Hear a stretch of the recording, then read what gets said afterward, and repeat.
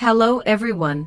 Welcome back to Leo English Story, the podcast where we help you practice and improve your English through real conversations. I'm your host, Jully, and today's episode is one that everyone can relate to. We're going to talk about something very close to our hearts, our families. Hi Jully, thanks for having me on the show. I'm really excited about today's topic. Talking about family is something we all do, and it's an important part of daily English conversations. Absolutely, Johnson. And before we jump in, I want to say hello to all our listeners around the world.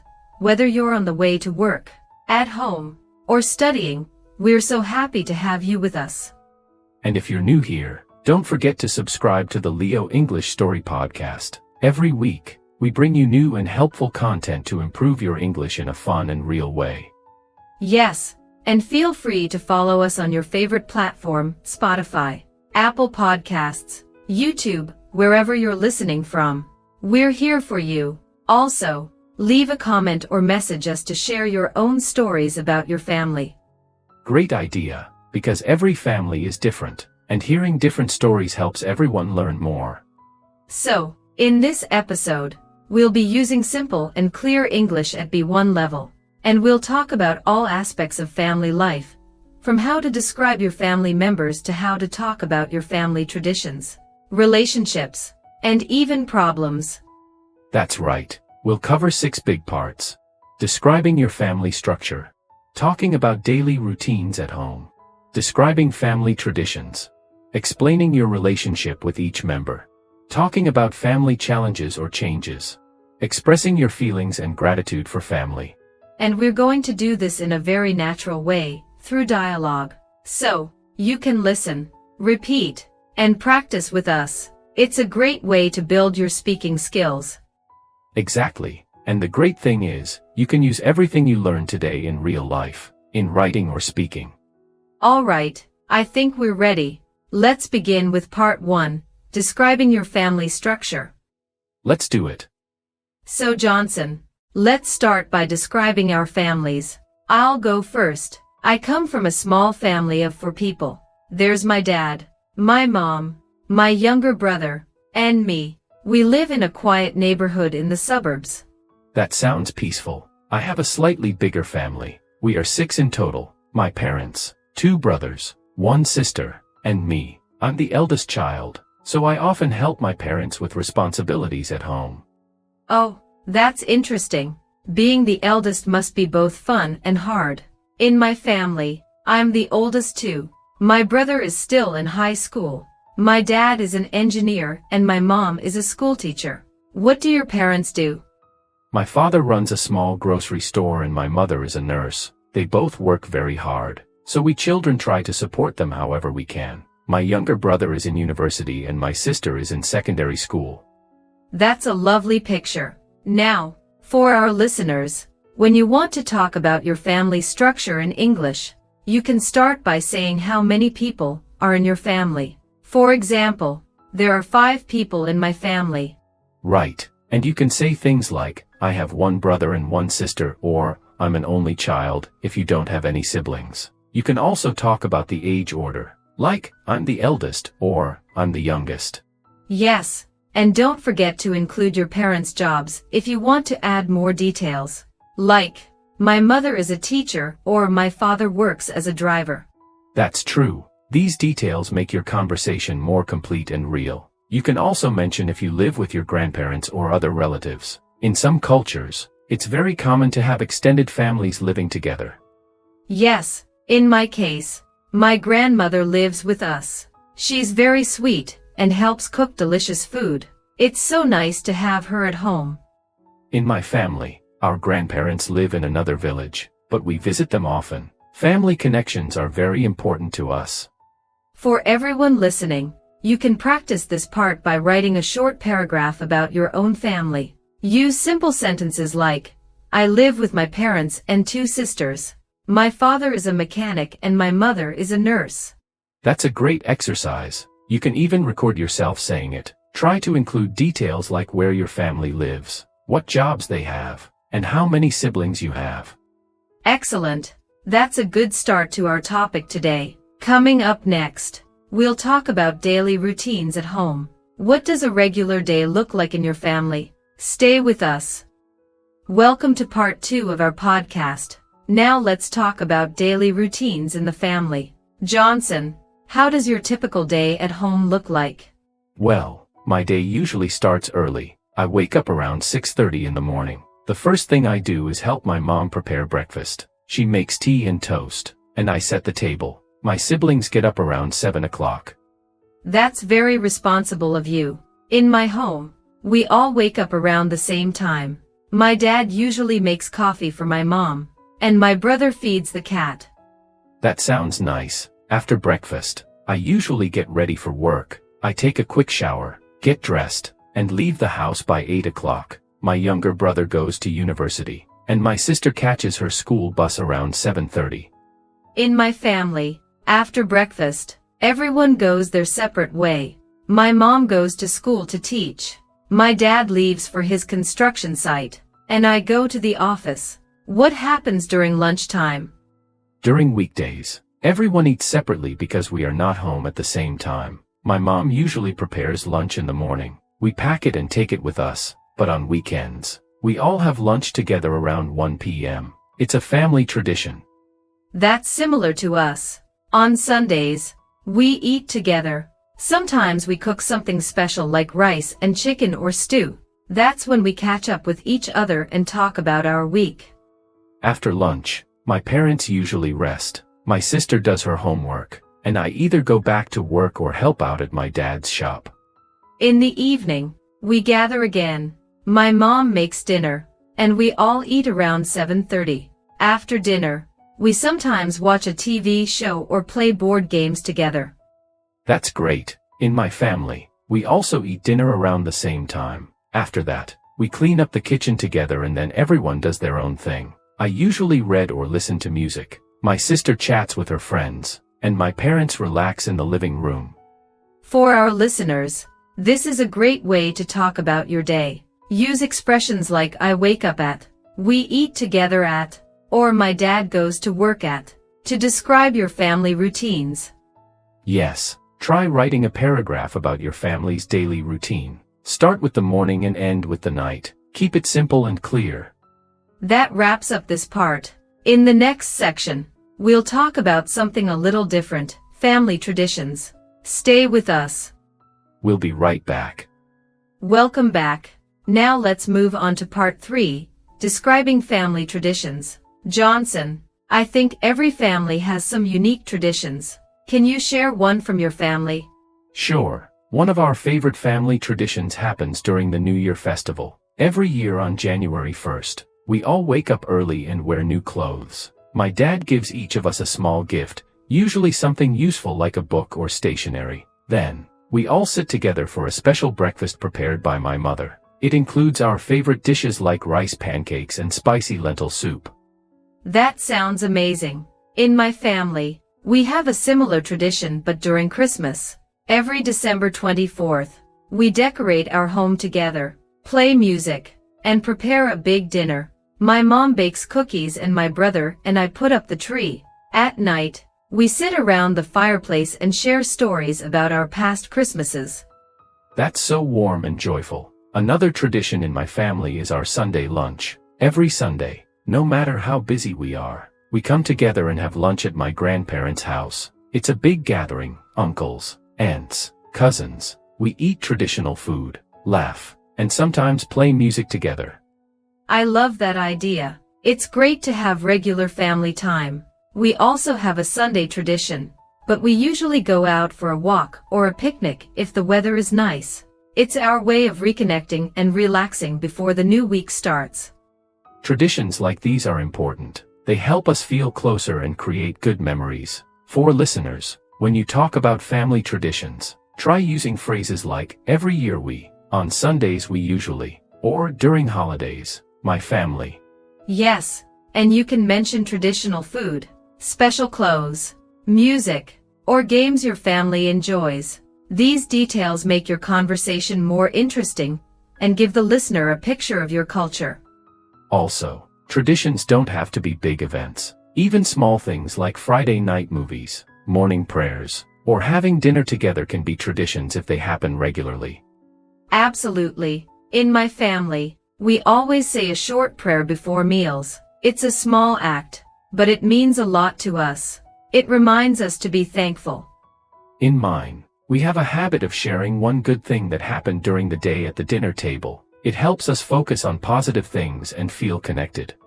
That's beautiful. For everyone listening, think about your own family traditions. What do you do regularly that is special to your family? Try writing or speaking about it using some of the phrases we shared. It's a good practice and also a great way to share your culture with others when speaking English. Wonderful. That brings us to the end of part 3. In part 4, we'll talk about relationships within the family, how we get along with our parents, siblings, and other relatives. Don't go anywhere, listeners. We'll be right back. Welcome back again. In this part, we'll focus on how to explain your relationship with each family member. Johnson, let's begin with your relationship with your parents. Sure, Jully. I have a close and respectful relationship with my parents. My father is a kind but strict man. He always reminds us to work hard and be honest. My mother is more gentle and understanding. She listens to us and gives good advice. I feel I can talk to her about anything. That's wonderful. In my case, I have a very friendly relationship with my dad. He's like a friend to me. We talk about everything from school to movies. My mom and I sometimes argue, but we love each other very much. She's very protective and always wants the best for me.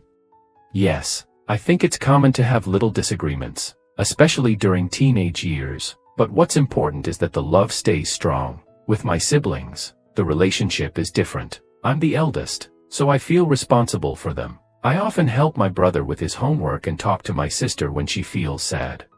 That's nice. I also feel protective of my younger brother. Sometimes we fight over silly things, like TV shows or who gets the last cookie. But at the end of the day, we support each other. He always encourages me when I feel stressed.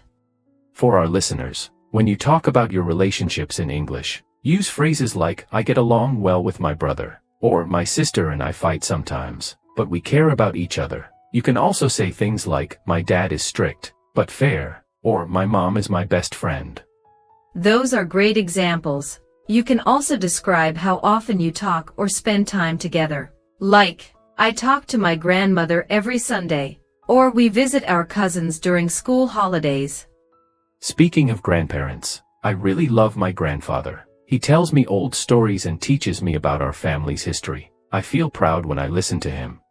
That's so sweet. My grandmother is very special to me too. She raised me when my parents were busy working. We cook together and laugh a lot. Her wisdom helps me make better choices.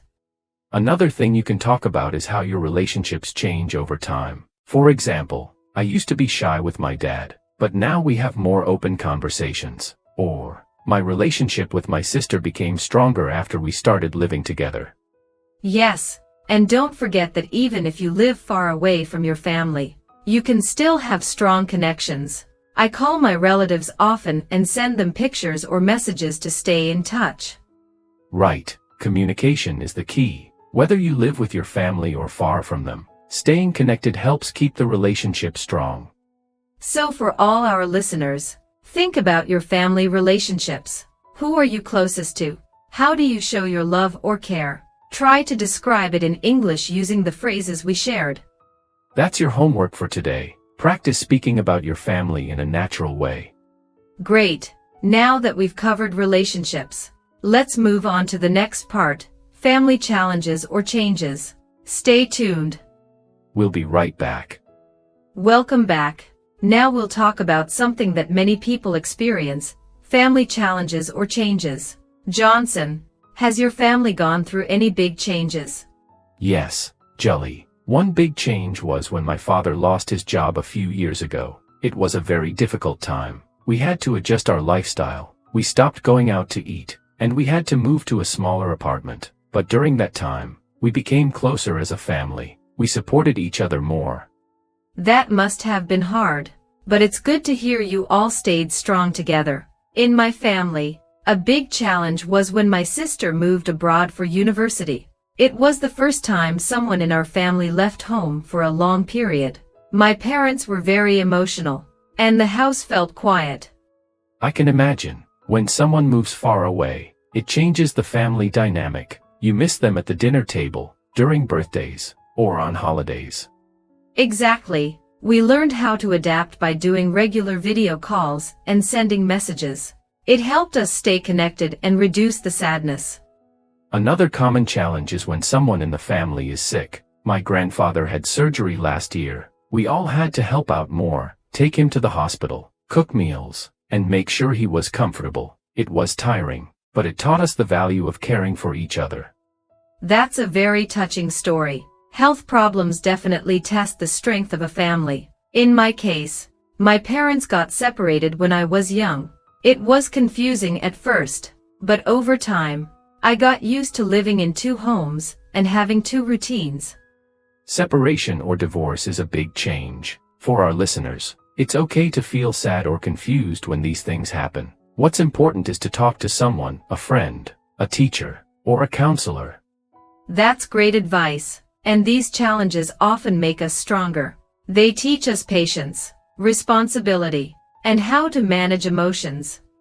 Yes, and for those learning English, try using expressions like, my family faced a hard time when, we had to adjust because, or this experience made us closer. You can also describe how you overcame the problem, like, we solved it by communicating more, or we stayed positive and supported each other. That's right, and remember, every family has challenges. You're not alone. So listeners, think about any changes or challenges your family has faced. Try to write or speak about them in English. It's a good way to practice and to reflect on your own strength. Coming up next, we'll talk about expressing love and gratitude toward your family, something we sometimes forget to say. Yes, stay with us. We'll be right back after this short break. Don't go anywhere.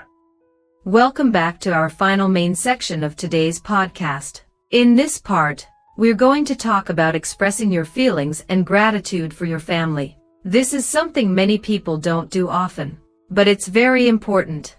Yes, Jully. Sometimes we forget to say thank you or I love you to our family members because we see them every day, but small words of love and appreciation can mean so much.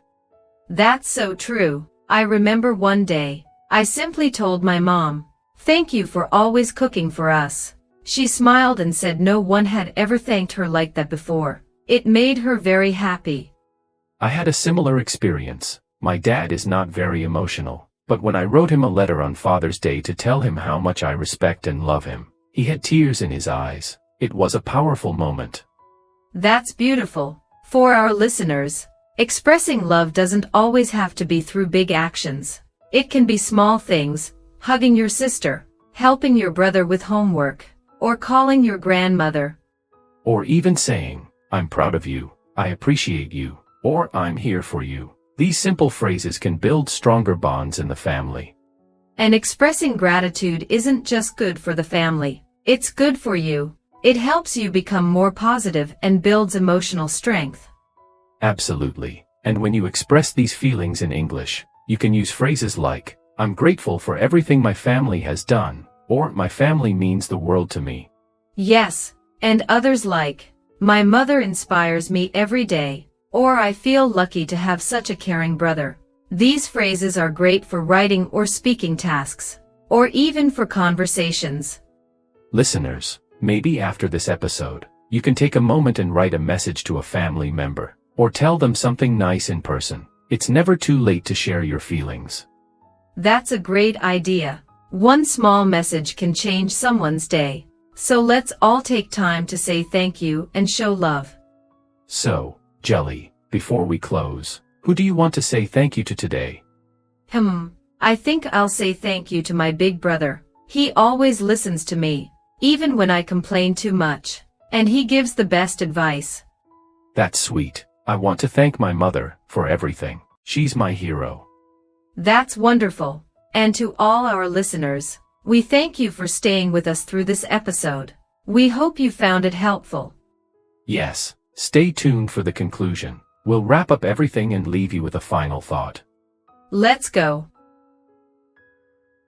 Well, listeners, we've come to the end of this beautiful and emotional journey. Talking about family is always a special topic. No matter where we come from, what language we speak, or how different our cultures may be, family is something that connects us all. Absolutely, Jully. Whether your family is big or small, close or distant, traditional or unique, it plays a big part in shaping who you are. It gives you your first lessons in love, support, respect, and teamwork. Through this episode, we talked about family structure, daily routines, traditions, relationships, challenges, and gratitude. Each of these parts helps build a full picture of what family means. We hope you learned some useful English vocabulary and expressions along the way. And more importantly, we hope you took time to reflect on your own family. Maybe you remembered happy moments or thought about ways to strengthen your bonds. Maybe you felt thankful for the people in your life who care for you. Talking in English about something close to your heart makes learning easier and more fun. You are not just learning grammar or vocabulary, you're learning how to express your emotions and ideas. That's powerful. So what can you do next? Practice. Try writing a paragraph about your family, or record yourself talking about a family memory. Share it with a friend or teacher. Use the phrases we talked about today. Speak from the heart. Also, take a moment after this podcast to reach out to someone in your family. Say thank you. Tell them you love them. You never know how much those words might mean. Thank you again for spending time with us. We truly enjoyed having this conversation with you. And remember, every family has its own story. It's not about being perfect. It's about being together, supporting one another, and growing through every moment. Keep learning, keep growing, and keep sharing love. Until next time, stay connected and stay kind. Bye everyone. Bye.